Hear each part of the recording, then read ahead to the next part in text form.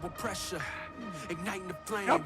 You see the drive, you feel it inside, you know that it's changing the game. Can't keep it contained. This type of energy cannot be tamed.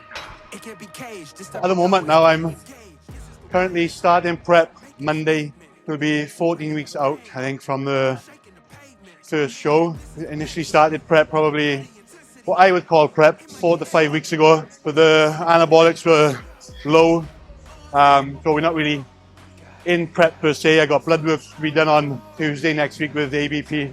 All being well, we can start to move forward then and put some coal on the fire, increase things, start to really ramp things up in terms of prep and focus on the first regional in 14 weeks. Obviously, achieving my PCA Pro card last year maybe ignited a little bit more fire in me in terms of my own abilities. Obviously, we are known for not having much belief in ourselves.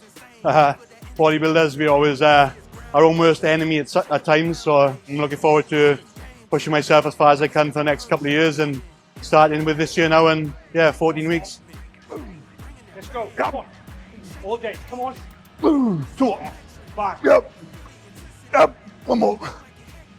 Yep. I think aspirations for anyone when you're in this for a long time, and I think even when I started out and I was reading Flex magazine, sitting on a bike at, I don't know, 16 years of age, 17 years of age, and seeing people like Flex Lewis doing well in the UKBFF, and some of the boys like James and Nathan and, SAS winning their pro cards when there was one card with the UKBFF, and reading about them in the magazine. And I knew at that age, like, the path that you needed to take to get there, and that was like something that was in my head already, because I feel like I've always come from a competitive nature, whichever sport. So it's never been about just doing it to take part. I think I love training, and then bodybuilding became like a byproduct of my passion for training. Realistically, my goal is to achieve my IFBB Pro card. And I don't think it's out of my reach. I've probably got a minimum another 6 years comfortably within the sport. Like, I'm just about coming into my prime now. Yeah, so I'm looking forward to the season ahead. Up. Yes. Good. Strong. Yes. Good. Up. All day. More. Up. Yep.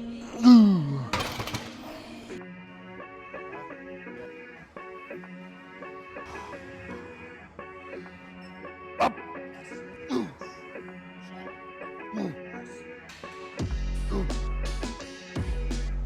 Yes, sir. Good. Yes, sir. Up. Okay. Up. Yep.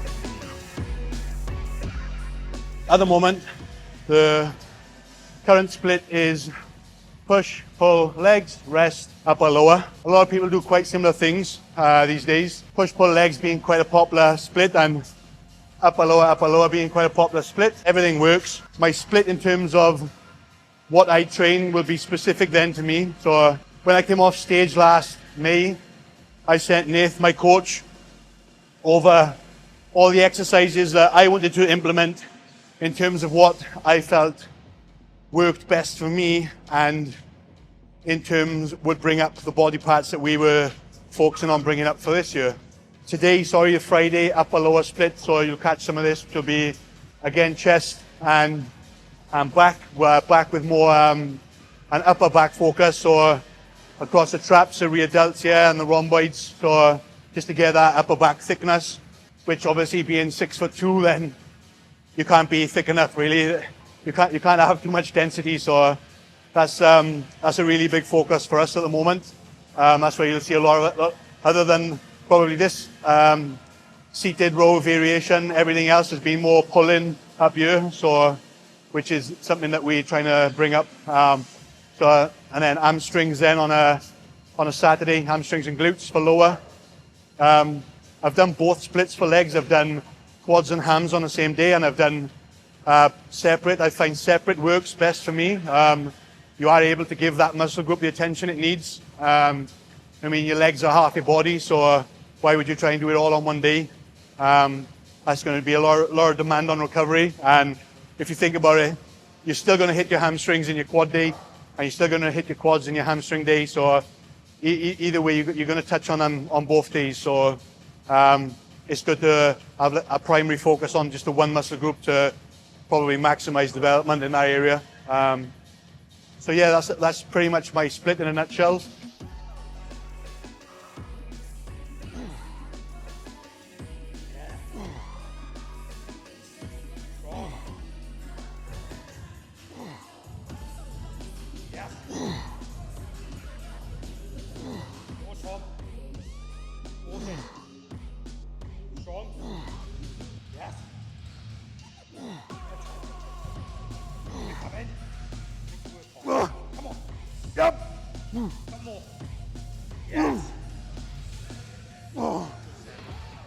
I've run this split since last May. I think the only thing that we've changed in January was I started this session with push last year, and I'm starting it with back this year.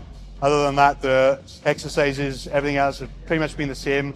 So I know my body very well. I've been doing it a long time. So Nath puts full trust in me to have enough input into my training where then all he has to do is control the volume and basically lay out the exercises that he thinks would be best for me to get maximum out of my workout. So we're predominantly doing, you know, five to 7 sets depending on body part, working in the 8 to 15 rep depending on body part, and yeah, so yeah, that's about it really. Yeah. Officially prep starts Wednesday after blood work, but there's no really shift for me. Like, I've been doing it long enough. Like prep was when I got off stage last year in May. Prep started then. For me, the only difference between then and now is the calorie deficit. Like, I'm in a surplus all year when I'm growing, and I'm in a deficit when I'm getting ready for stage. Like, my life is just bodybuilding. Like that's, and like, props to my partner as well, Stacey. She supports me through everything, which is pretty critical when you're doing it and trying to get to a higher level of this sport. You need that support around you. I said nothing really changes. Like, obviously, off-plan meals in the off season are like every weekend. We can get away with that. And to be fair, they haven't really come out yet. And in terms of current condition and the length of time we have, they may not come out. So like I said, nothing's really changed other than the deficit's got bigger. It's up to you how much of a transition you let it be. If everything is dialed in and locked in off season all year round, then you're not going to feel like any change going into prep. Like, prep is just an abbreviation of prepare. Like, you should be preparing as soon as you come off stage. So, and yeah, that's bodybuilding. It rolls into the next show. Lock in. Yes. Huh? Yes. Yep. Yep. Oh. Ooh. Yep. My butt. Ooh. Smash it. Ooh. Nice. Go. Ooh. Ooh. Nice. Ooh. Up. Ooh. Up. Up. Come on. Come on then. Let's go. Up. And again, Tom. Ooh. One more. Up. Yep. Ooh. So at the moment, like with training, well, I say at the moment, probably for like the last 12 months, even 24 months, my training has been predominantly top set, back off set, and I found that works best for me. I feel like in the last like 12 to 24 months, that's where the most progress has been made, to be honest with you. Since I started doing this, I think it's 10 years ago, is it? 10, 11 years, something like that. And we use like as much feeder sets as we need to get to our top set safely. But obviously not doing anything probably above 3 reps in a feeder set, so not really using much energy or exhausting ourselves, but just enough to know that we're comfortable and we're strong and the nervous system's ready to get into that top set. I have logged in the past. It's not something I ever wanted to do or something that I think about doing. But then I started doing it probably for like a 6-month period. I did find that it did help me lock in a little bit on progressing the lifts. I just think anyone that's like progressing over a period of time, you're not going to see those lifts, those numbers progressing every week. Like that's not correct. It's not possible. Like, to be honest with you, if you're progressing and you've standardized your form and everything is correct, then those numbers are going to go up every couple of weeks. So if you're not changing your routine, if you're sticking with lifts and sticking with the machines that you found work for you, then you're not really going to need a book. You're not going to forget. Like I know next week's workout, the workout after that, the week after, and in 10 weeks from now, I'll know the same workout because the machines and the session's not changing. And to be honest with you, what you will know, if I come in here at peak hours and then my workout gets shuffled because machines are busy, I will notice different reps per set in each lift, because if I'm doing a lift that's normally at the front of my sessions, now at the back of my session, that will be detrimental. So yeah, I don't need, because things are so consistent, it's pretty much logged in your head. I think if you're changing your split every like 12 weeks, then yeah, you're probably going to need to use a logbook, and otherwise you're going to keep getting mixed up with numbers from lifts from a previous workout.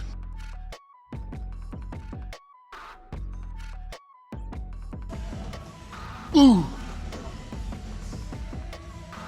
Ooh. Yeah. Like I said earlier about not taking too much in a feeder set to try and maximize your top set. Like, I stopped there on 2 reps. 2 reps was enough for me to realize and to know in terms of my own strength, I can add a bit more weight to what I'm working with here. So I didn't take an extra rep. I'll save my energy for my top set. Come on, mate. Up. Come on. Ooh. Yeah. Come on. Ooh. Yes. Ooh. Strong. Ooh. Ooh. Ooh. Yeah. Yep. Ooh. Come on, Tom. 2 more, yeah? Let's go. Up. 1 more. 1 more. Up. Tight. Yeah, my butt. Control it, Tom. Resist. Resist. Ooh. Resist.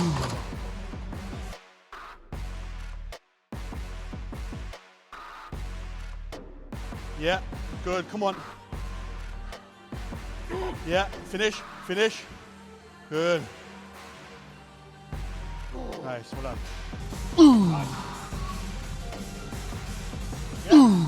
Perfect. Perfect.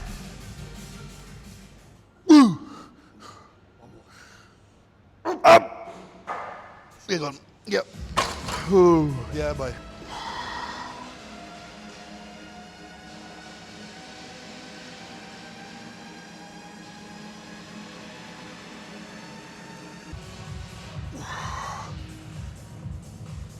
Oh, yeah.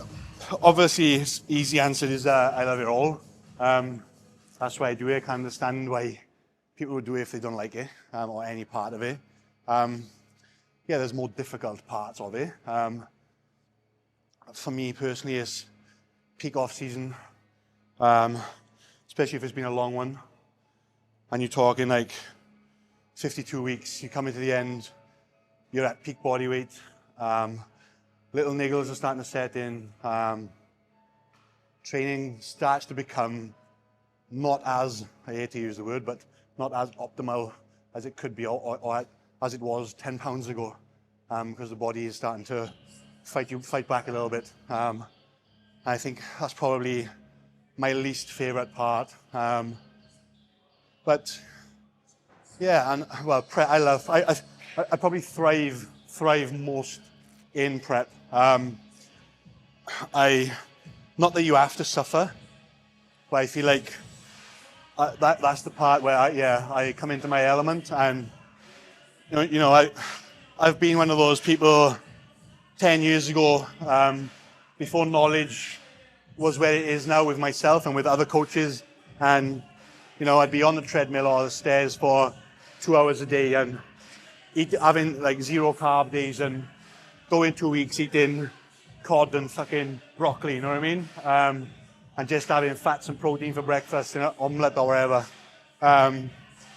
Yeah, like, and I think those days taught a lot of us like what it meant and what it felt like to get in condition. Whereas I feel now people are looking to do as little as possible to make the process as simple, as easy and as comfortable as possible to get the result they want. I got no problem with that, but I feel like generation switch where a lot of us just loved the suffering and just loved that part of it more than anything. Whether you needed to suffer or not, that was the bit that we enjoyed the most. So yeah, I feel like I thrive in prep. I feel preps are getting easier and easier as you get more mature and the process gets a little bit more simplified with knowledge and yeah, and just the evolution of everything else. So, but yeah, prep is great. It's fun. You get to see your body change on a weekly basis. It's difficult reversing out of prep. Yeah, so for anyone watching this who is coming up to maybe their first show, reversing out of a show can be very difficult. So make sure you are with a coach and that coach is keeping a close eye on you. And yeah, like that. If your prep is say 10 weeks, then you need to count the next 8 weeks after your prep as part of your prep because those 8 weeks will probably be the most crucial. Yeah, your show is done, but your health is important. Where you go next in bodybuilding or your physique development is also important. So.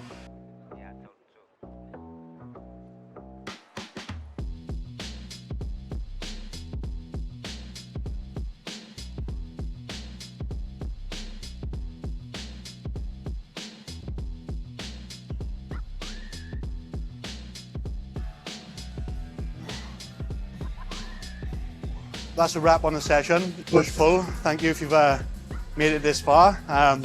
Please click like and subscribe. The more support I have on the channel and the more videos I can bring. 14 weeks out. I'm looking forward to bringing everyone along for the ride for the first time. This will be, I think, like my 16th show, maybe 16th, 17th. And we got 6 shows planned. So from the end of September to the end of November. So we've got quite an extensive prep. With 3 shows potentially being overseas. So it'd be good to bring everyone along for the ride on what's going on and keeping everyone up to date. We'll try and bring you as many videos as we can and try and touch on different sessions and different topics. Obviously, if anyone got any questions, then just drop them below and we can touch on them as we go through the session. Yeah, and again, yeah, appreciate everyone tuning in and yeah, see you next time.